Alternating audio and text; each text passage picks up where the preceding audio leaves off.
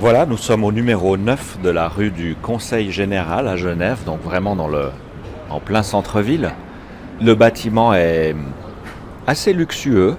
Il a été rénové, mais il a gardé sa forme d'antan. C'est devenu un bâtiment de la section de mathématiques de l'Université de Genève.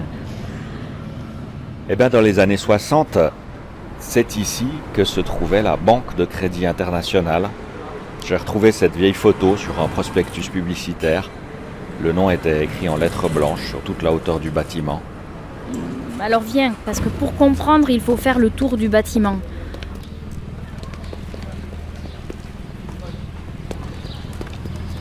Voilà. Eh bien, c'est ça. C'est cette petite cour intérieure. En fait, c'est aujourd'hui un parking avec un grand platane qui devait déjà être là dans les années 60. Et à côté, passaient probablement des hommes avec des valises pleines de billets.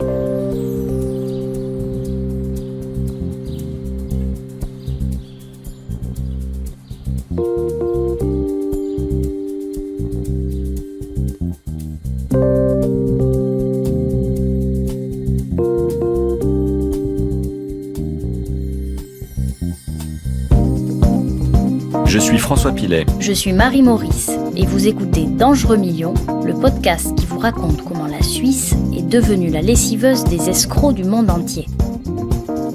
Soyez les bienvenus dans le monde feutré du crime financier, qui dans cet épisode nous emmène des casinos de Las Vegas jusque dans l'arrière-cour d'une banque à Genève. C'est là que la mafia américaine blanchissait ses billets verts. Cette histoire digne d'un film de gangster, vous n'en avez jamais entendu parler. Pour une bonne raison. Elle est restée cachée dans de vieux dossiers dactylographiés conservés aux archives fédérales à Berne. C'est là que notre enquête a commencé. Dangereux Millions est un podcast coproduit par Suisse Info, le service d'information en ligne de la Société suisse de radiodiffusion, un média public, et Europe 1 Studio avec Gotham City. Épisode 1, les porteurs de valises de la mafia.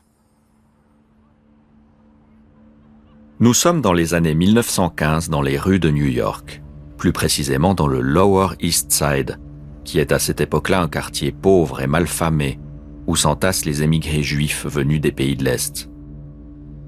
C'est là qu'on croise la route d'un garçon d'une dizaine d'années, un petit Polonais arrivé en Amérique quand il avait 9 ans, sous le nom de Meyer Sukolianski.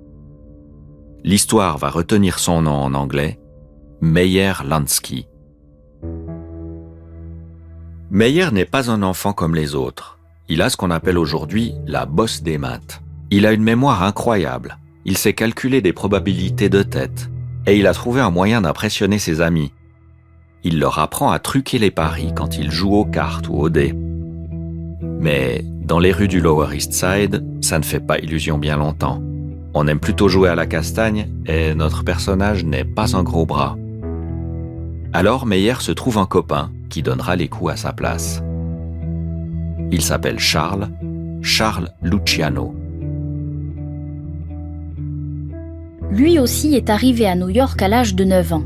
Il a grandi dans un petit village près de Palerme en Italie. Et quand il choisit un métier, sa carrière est toute trouvée. Le petit Sicilien entre dans la mafia. Il devient un membre de Cosa Nostra et il gagne un surnom, Lucky, celui qui a de la veine au jeu. Dans les années 30, Lucky Luciano gravit tous les échelons. Il est très ambitieux et devient à 34 ans le parrain de Cosa Nostra. Et il ne va pas s'arrêter là. Il a maintenant un rêve, transformer cette pieuvre un peu à l'ancienne en un vrai syndicat du crime géré comme une entreprise. Mieux, comme une multinationale. Pour comprendre ce que ça change, je suis allée rencontrer Sébastien Gay. Il est professeur émérite d'histoire à l'Université de Lausanne. Sa spécialité, c'est le secret bancaire suisse. C'est un des rares à vraiment avoir travaillé sur cette affaire qui a été presque complètement oubliée. Le problème de toute organisation criminelle d'envergure, ce qu'on appelle le crime organisé, qui dégage donc des sommes, des montants extrêmement importants, à l'époque c'est des centaines de millions de dollars, c'est de faire en sorte que cet argent qui a été acquis de manière illégale, de le légaliser, c'est-à-dire de le faire sortir des circuits illégaux pour le faire apparaître comme étant issu de sources légales. C'est ce qu'on appelle le blanchiment d'argent. Vous l'avez compris, le blanchiment d'argent, ça ne date pas d'hier. Mais repartons aux États-Unis pour continuer notre histoire. Dans les années 30, là-bas, les mafieux sont traumatisés par une histoire dont vous avez peut-être entendu parler. C'est la chute d'Al Capone. Le chef de tous les chefs a échappé à toutes les polices. Il est passé entre les mailles de tous les filets, sauf un, le fisc. Et c'est à cause de ça qu'il a fini en prison. Luciano et Lansky ne veulent pas se faire avoir de la même façon. Ils prêtent donc une très grande attention à leur déclaration d'impôts. Et pour que tout soit propre en apparence, ils commencent donc à blanchir leur argent dans des entreprises légales. Et pour ça, il y a un endroit vraiment parfait, ce sont les casinos.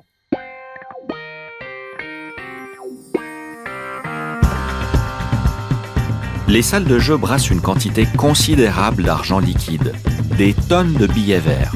Et c'est très pratique pour les mélanger avec ceux qui proviennent de la prostitution, de l'extorsion ou de la vente de drogue. Luciano et Lansky ouvrent des casinos à tour de bras. Ils en ouvrent même à Cuba. Mais ça ne leur suffit pas. Ils ont une vision. Ils vont créer une ville entière dédiée aux jeux, au milieu du désert. Las Vegas. Et ils y ouvrent le tout premier casino, le Flamingo, qui existe toujours aujourd'hui. Vous vous souvenez que Lansky est un champion des probabilités. Il perfectionne donc des jeux de paris, de vrais jeux basés sur des calculs mathématiques. Lui est sûr de gagner de l'argent et les joueurs n'ont pas l'impression de se faire avoir. D'un point de vue comptable, pour la première fois, les casinos sont bien gérés. Ça marche tellement bien que les deux compères nagent dans l'argent liquide. Mais petit à petit, la lessiveuse s'emballe.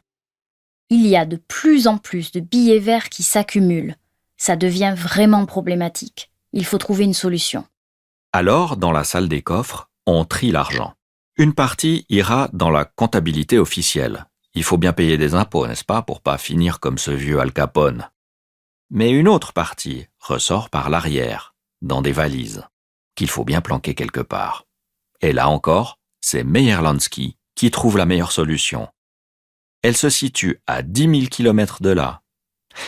Et ça tombe bien, car dans les années 50, c'est l'arrivée des premiers vols commerciaux directs entre les États-Unis et l'Europe.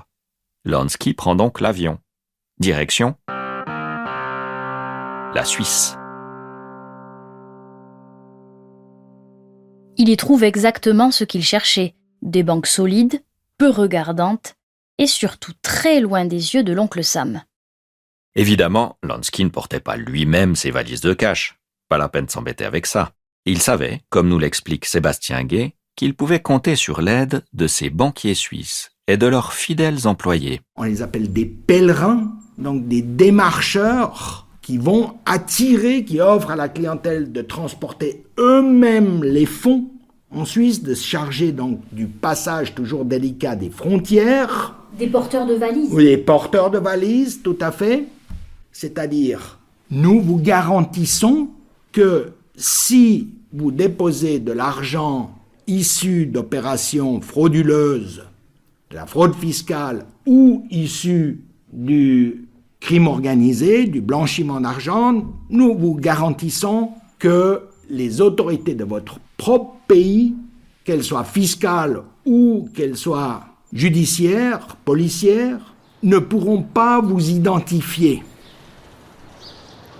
Et c'est là qu'on en revient à la ruelle qui se trouve juste derrière le bâtiment de la Banque de Crédit International. Vous vous souvenez ? Bien, nous y sommes. Nous sommes là devant ce qui était l'entrée de service de la banque, sur l'arrière du bâtiment, dans cette petite cour qu'on a visitée tout à l'heure. Aujourd'hui encore, c'est une entrée de service pour le nouvel occupant, qui est l'Université de Genève. Dans le cas de Meyer Lansky et de ses amis, eh bien c'est ici que ça se passait. Leurs valises arrivaient ici, dans cette cour discrète, en plein centre de Genève. Les porteurs, nos fameux pèlerins, passaient cette porte, exactement cette porte-là, et ils arrivaient jusqu'au guichet, comme des clients presque normaux. Les valises étaient vidées et l'argent déposé sur des comptes. Mais pas des comptes tout à fait ordinaires. On va garantir l'anonymat par la mise en place du fameux système des comptes numérotés et qui est une sorte de coupe-feu, si vous voulez, supplémentaire. C'est pour se prévenir des employés indélicats qui seraient tentés de vendre cette marchandise assez précieuse à l'État. Alors, ils ne sont plus désignés à l'intérieur de la banque par un nom, mais par un numéro. La seule personne ou les seules personnes à l'intérieur de la banque qui auront les noms correspondant au numéro étant limitées au directeur général et quelques directeurs adjoints.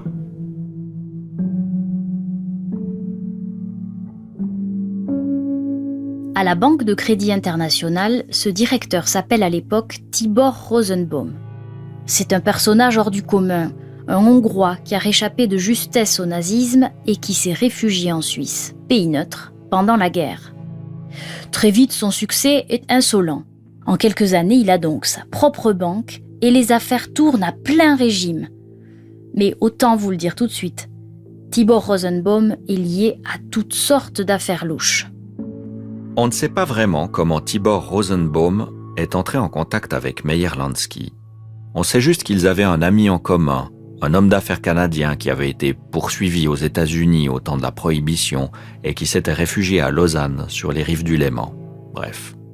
Durant 10 ans, tout ce petit monde, Tibor Rosenbaum, Meyer Lansky, leur ami canadien et les pèlerins employés de la banque, tout ce petit monde donc brasse et lessive des quantités formidables de billets verts à Genève, en toute discrétion.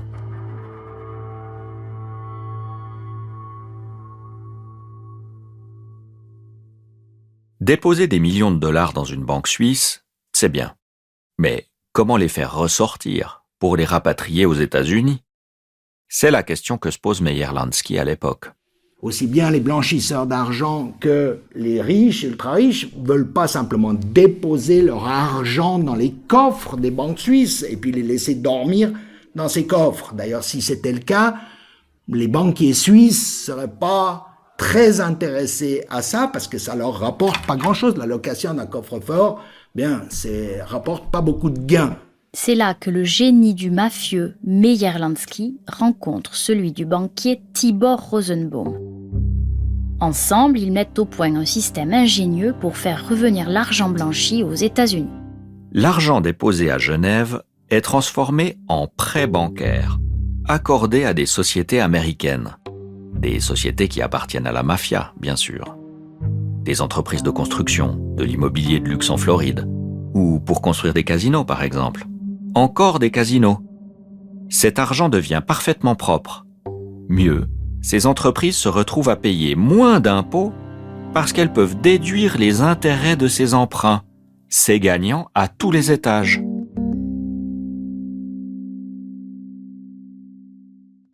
Le 1er septembre 1967, il fait un temps splendide à Miami. 30 degrés au thermomètre. C'est une belle journée qui s'annonce pour Meyer Lansky. Mais en découvrant la couverture du magazine Life ce jour-là, il comprend tout de suite que le vent a tourné. Le magazine américain dévoile tout sur son empire du crime. Il y en a sur 11 pages. Les casinos qui brassent des milliards, les porteurs de valises et même leur manège jusqu'au guichet de la banque genevoise de Tibor Rosenbaum. Tout y est, et en photo en plus. En feuilletant ce numéro, qui est d'ailleurs très bien conservé aux archives fédérales à Berne, j'ai pu notamment voir un cliché d'un des jeunes employés de la banque, un certain Sylvain Ferdman. On le voit en train d'embarquer dans un avion depuis les États-Unis avec une lourde valise à la main. Ce jour-là, ce Sylvain Ferdman commet même une incroyable erreur. En rendant sa voiture de location à l'aéroport, il laisse tomber un bout de papier sur lequel figurent quelques lettres et des chiffres. Maral 2812. En fait, c'est un des fameux comptes numérotés de la Banque de Crédit International. Un employé du loueur de voitures l'aurait retrouvé et l'aurait ensuite donné au FBI. Meyer Lansky s'étrangle en buvant son café.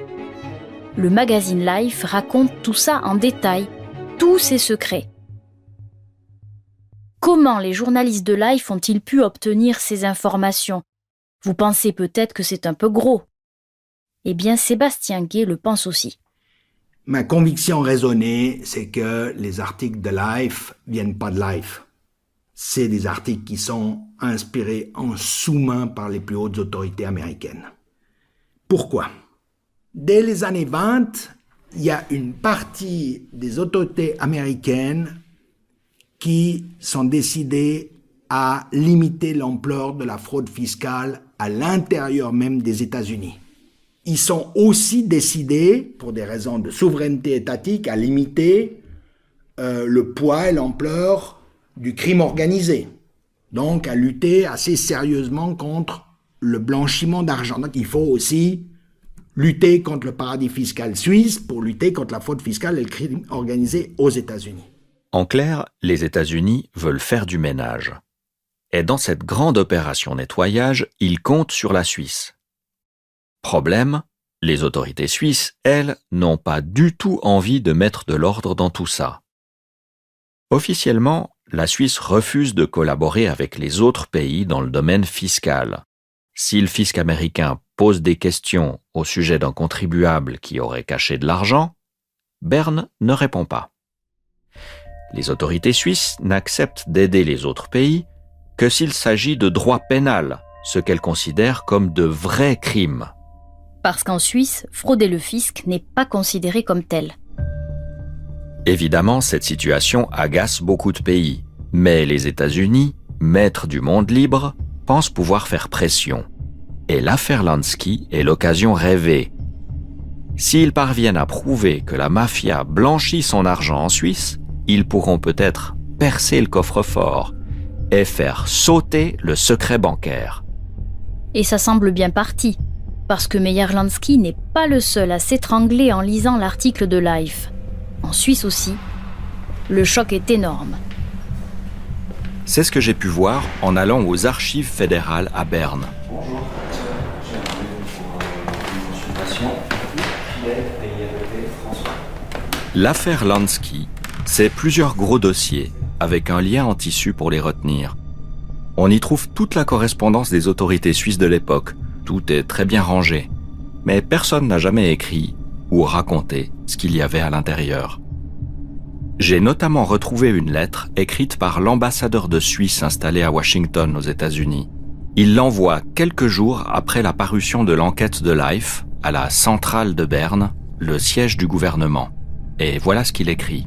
Il s'avérait exact que la mafia juive et italienne de New York aurait réussi à s'assurer le contrôle d'une banque à Genève. Vous l'avez entendu, il y a du conditionnel, mais le ton est pressant. L'ambassadeur de Suisse ajoute. Cette affaire est une illustration saisissante de certains aspects internationaux de notre régime bancaire et des problèmes qu'il pose à nos autorités. Et à la fin de la lettre, on peut lire ces mots. Négliger cette affaire risquerait d'avoir des répercussions peu favorables sur nos bonnes relations avec les États-Unis. C'est clair, les autorités suisses sont obligées d'ouvrir une enquête. Il n'y a plus le choix.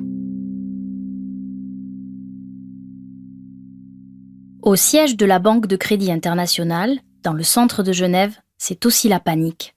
Le bal des porteurs de valises s'est arrêté net. Mais le directeur Tibor Rosenbaum n'est pas du genre à rester sur la défensive. Il engage aussitôt un avocat genevois. Pas n'importe lequel. Il fait appel au bâtonnier de l'époque. Tous les moyens sont bons pour étouffer l'affaire. Au milieu d'un des dossiers Lansky qui sont gardés aux archives fédérales, j'ai fait une découverte étonnante. Une semaine après la parution de l'article de Life, le magazine suisse L'Illustré s'intéresse lui aussi à l'affaire. À l'époque, c'est le plus lu en Suisse francophone. Il décide carrément de traduire l'article de Life pour le publier à son tour. Seulement voilà, cet article ne paraîtra jamais. Pour la Banque de Crédit International, voir ce scandale déballé au grand jour en Suisse, ce serait une catastrophe. Alors, la banque porte plainte contre le magazine suisse pour tenter d'empêcher la parution. La partie n'est pas gagnée. C'est diffamation d'un côté contre liberté d'expression de l'autre. Pas sûr que les juges suisses lui donnent raison. Alors Tibor Rosenbaum, qui ne manque jamais de ressources, propose un deal à l'éditeur du magazine. La banque est prête à payer pour que l'article ne sorte jamais. Vous voulez savoir si ça a marché ? Eh bien oui. J'en ai trouvé la preuve. Aux archives fédérales, il y a une copie de cet accord secret, avec tous les détails et les montants. La banque de Meyer-Lansky a versé 50 000 francs de l'époque à l'éditeur de l'Illustré, le groupe Ringier, pour qu'il renonce à publier l'article. Cette somme, ce n'est pas rien, ça correspond presque à 200 000 € d'aujourd'hui. Résultat, la traduction française de l'article de Life a fini à la poubelle. Meyer-Lansky et son banquier suisse pensent avoir gagné la partie. Mais ce qu'ils ne savent pas, c'est que la police suisse a ouvert une enquête au même moment. Elle est confiée à l'inspecteur Pierre Lapérouza de la police de Genève. On n'a pas beaucoup de détails sur lui, on sait juste que c'est un enquêteur expérimenté à l'époque. Patiemment, il reprend toutes les informations publiées par Life et tente de les vérifier. Et 6 mois plus tard, en mars 1968, il tape son rapport. Il est long d'une 30aine de pages. Je l'ai aussi retrouvé aux archives. On voit que l'inspecteur Lapérouza est un enquêteur consciencieux. Il note tous les noms des mafieux américains qui sont mentionnés par Life. À partir de là, il élargit les recherches. On peut même dire qu'il bat le pavé. Il se rend dans tous les hôtels de Genève et il consulte leurs registres. Et là, bingo. Il découvre que le gratin de Cosa Nostra a pris ses habitudes depuis des années au bord du lac Léman. Meyer-Lansky et une dizaine de ses proches y viennent chaque année pour leurs affaires. Il y a là des hommes d'affaires, des capots, leurs femmes et parfois leurs maîtresses. L'inspecteur Lapérouza trouve même les traces laissées par Joe Adonis. C'est l'un des plus célèbres tueurs à gages de la mafia. Lors de ses passages à Genève, il descendait à l'hôtel Le Chandelier, plus précisément dans la chambre 20, occupée par une certaine Marie-Rose, artiste de cabaret de profession. Bref, le rapport de l'inspecteur Lapérouza est une bombe. Et il circule dans toutes les administrations policières suisses. J'ai vu les copies. À Berne, la police fédérale le traduit même en allemand. Tout le monde est au courant. Et que se passe-t-il ? Rien. La hiérarchie de l'inspecteur Lapérouza finit par bloquer l'enquête. Mais ces Américains sont des membres de la pègre, dit le rapport. Ils n'ont commis aucun crime en Suisse, répondent les autorités. Avec leur argent sale, ils descendent dans des palaces et vont rendre visite à leurs banquiers. Mais oui, comme tout le monde. Même les Américains disent que ce sont des mafieux. D'accord, mais ils n'ont pas de preuves. Le rapport Lapérouza est remisé au fond d'un tiroir, ce qui n'étonne pas l'historien Sébastien Gay. Qu'est-ce que font les Suisses ? Ils minimisent l'affaire. Non, on n'a rien à voir avec ça. Non, tout ça se fait dans des cadres légaux, etc., etc. On ne peut pas intervenir parce que tout se fait dans le respect des lois suisses. Donc, qu'est-ce que vous voulez qu'on fasse, etc., etc. Donc, les Suisses veulent noyer le poisson, enterrer l'affaire. Ça sera leur attitude pendant toutes ces années.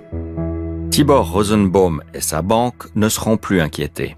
Le banquier finira quand même par faire faillite quelques années plus tard, à cause d'une autre affaire louche qui a mal tourné. Et Sylvain Ferdman, vous vous souvenez, le jeune porteur de valises pris en photo dans l'article de Life, il ne lui est rien arrivé non plus. Livrer des valises pleines de dollars dans une banque suisse, ce n'est pas un crime. Il créera même sa propre entreprise de gestion de fortune à Genève, où il restera actif pendant des décennies. Il est décédé il y a quelques années. Meyer-Lansky, lui, ne s'en est pas aussi bien tiré. La justice américaine s'est lancée à ses trousses, et comme Al Capone avant lui, elle l'accuse de fraude fiscale. Il se réfugie un temps en Israël, mais il tombe malade. Il finit par rentrer aux États-Unis. À son procès, le fisc américain assure que Meyer-Lansky a caché une immense fortune de 300 millions de dollars dans des paradis fiscaux, en Suisse et ailleurs. Mais en regardant ses déclarations d'impôts, il n'a pas un sou. Il est acquitté en 1974. Il prend sa retraite en Floride et meurt 8 ans plus tard d'un cancer des poumons. On ne saura jamais si Meyer-Lansky possédait vraiment cette fortune. Et si oui, qui l'a récupérée ? Nous avons voulu poser la question à son petit-fils. L'homme qui est connu sur les réseaux sociaux, porte fier son patronyme. Il se fait appeler Meyer Lansky II. Aux États-Unis, l'histoire de sa famille est presque une légende. Elle a été adaptée au cinéma en 2021 avec l'acteur Harvey Keitel. Et au Flamingo, le tout premier casino construit par la mafia à Las Vegas, un restaurant, Un steakhouse plus précisément. porte aussi son nom. Meyer Lansky II a finalement refusé de nous répondre.